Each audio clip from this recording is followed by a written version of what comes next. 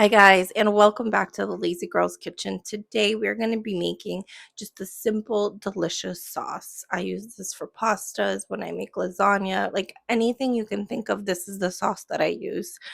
It's really easy, it's delicious, and it comes together super quickly. So let's get started.